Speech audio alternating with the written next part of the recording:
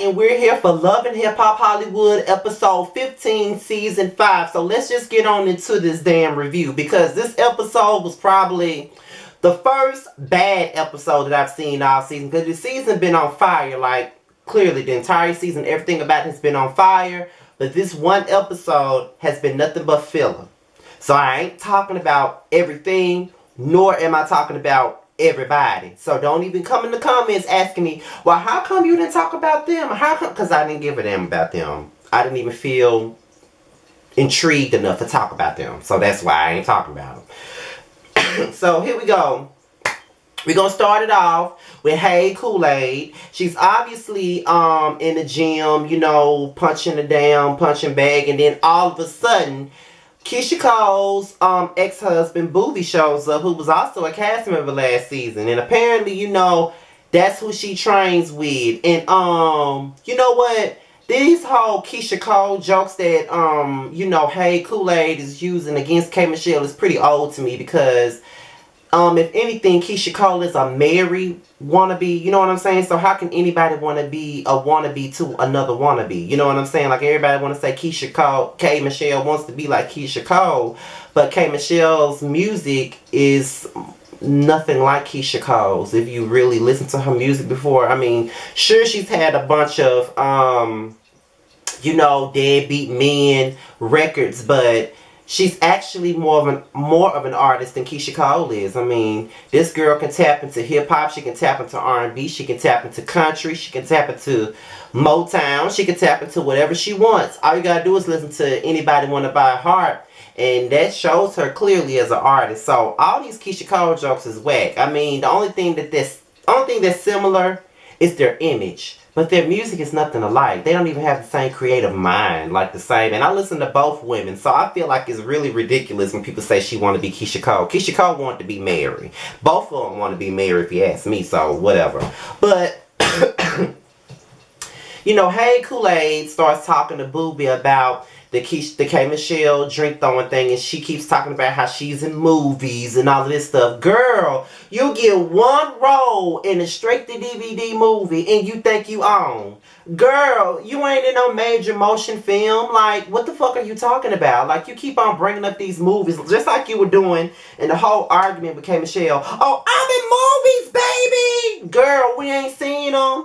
Don't nobody shop at Blockbuster no damn more, bitch. So, no, that's where your movies at. Your movies are straight to DVD. Girl, you ain't doing nothing spectacular. Okay, congrats. You got a role in a D-list film. Okay, good for you. But that ain't nothing to be screaming about, bitch. Like, girl, at least get a damn B-list or a C-list movie, and then you can get at me. But until then, shut the fuck up and stop talking about this movie that you in. And then you keep talking about this whole K Michelle calling me a thief. You are a thief. You took the girl's money, and that's just what it is. She had the receipts to prove it, and you want to say that K Michelle keeps calling you a thief. K Michelle hasn't said anything else about you in regards to that on this particular show. Since y'all sat down and talked about it, you keep talking about it. You keep feeling some type of way about it. You want to keep using this as a storyline, and you still talking about her. So get a grip, get a life, and just get off the show, because I've always felt like you were annoying. Like, if anybody watched me back in 2014 when she was on K Michelle's show, I didn't like Paris then, because I feel like she's a try-hard. She does too much, and she's just not funny to me. Everybody thinks she's so damn funny. Like, okay, she can be entertaining, but she's annoying a lot of the times. So right now, she is. Stop playing the victim, girl. You threw the drink in the girl's face just because she had the receipts. Go somewhere and sit down. So then she goes and tells him about Brooke's engagement to Marcus. Now, Booby mad because Brooke ain't told him nothing about the engagement, but why the fuck does she need to tell you? Don't you got a woman? Like, he claims that, you know, me and Brooke go way back in Houston, like long before me and Keisha, you know what I'm saying? Like, we've been cool for years now, and I don't understand why the hell, you know, she ain't tell me, but you know, I gotta confront Brooke and just let her, and just see if this shit for real, you know what I'm saying? And Paris big ass all for it. Like, bye. It's A1's party. And I think Pomegranate Watts is there. Amber Copper is there. Delusional, of course. Delusional Anderson is there. And, everybody there. So, Pam, Big Pam, she goes to Marcus, and she says that she been talking to this dude that she met on FaceTime. He's a Nigerian dude, and Marcus was like, when did you, when are you gonna meet him? She said, I ain't met him yet, but I'm on my way to Nigeria to go meet him. You know what I'm saying? Is it me, or is Big Pam built like a damn blow-up mattress up in here? Like I'm sorry. But whatever. So as Pam and Marcus is talking about her and her new Nigerian boo that she's about to get with, you know what I'm saying? That's when Delusional is sitting up talking to Amber Copper, and she's talking to Vidalia Onion Watts.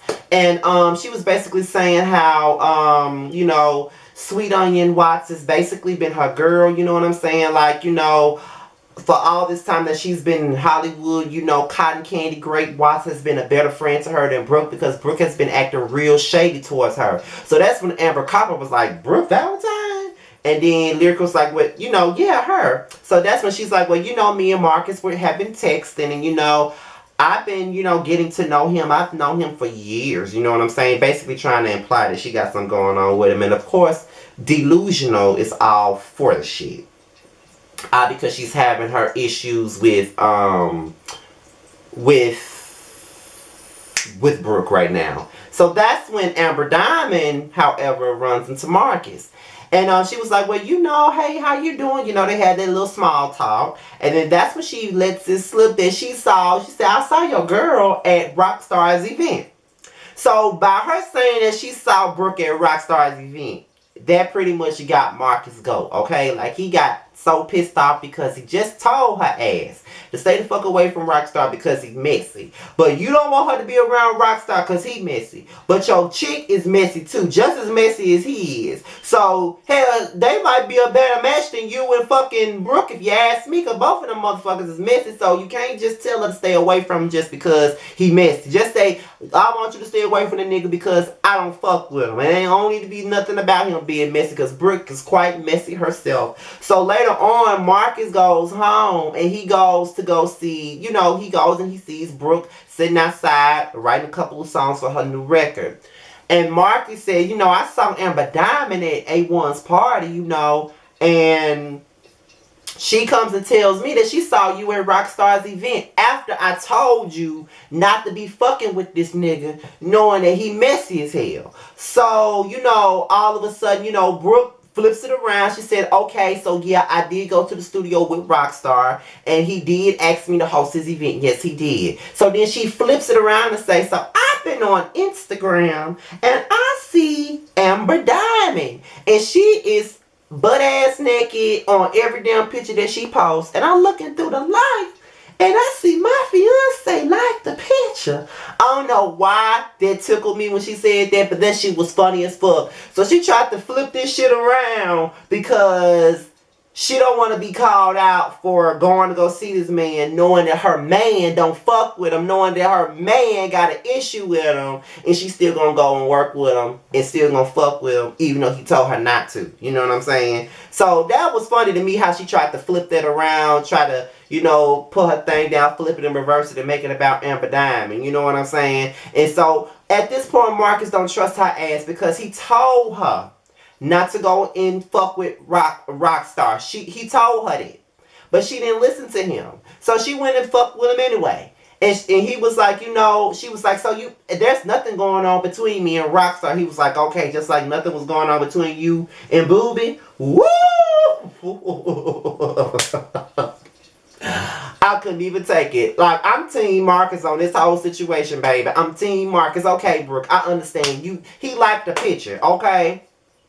He liked the picture, so you pissed about him liking the picture. But at the end of the day, it was kind of disrespectful in the sense for you to go over there, go work with Rockstar. Not only go work with Rockstar after this man told you that he didn't want you to be around this man, but you go and host his damn event and you do it all behind his motherfucking back. So, I'm Team Marcus. He said, you ain't getting no dick, no date, no deposits, no down payments, not a damn thing that start with a D. Nothing.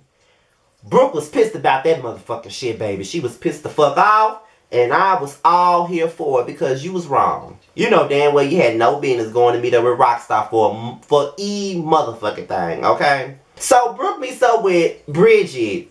And, you know, she was basically saying how her and Marcus are fucking pissed off at each other. And right now, this is her duty to go and fuck with Amber Copper.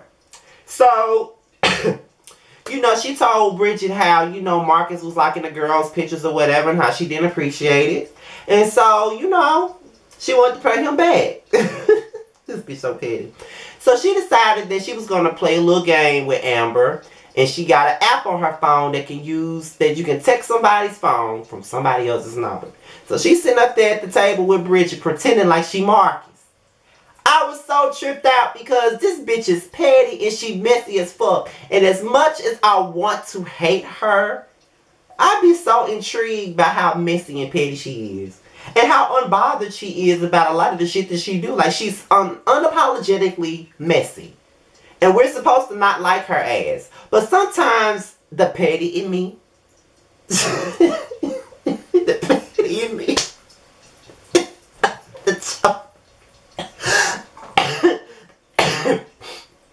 Be kind of living for this messy shit sometimes. Sometimes. Don't grill me in the comments. I said sometimes. But she going and Bridget ass like, you need to invite this bitch to the party. You know, invite this bitch to the party.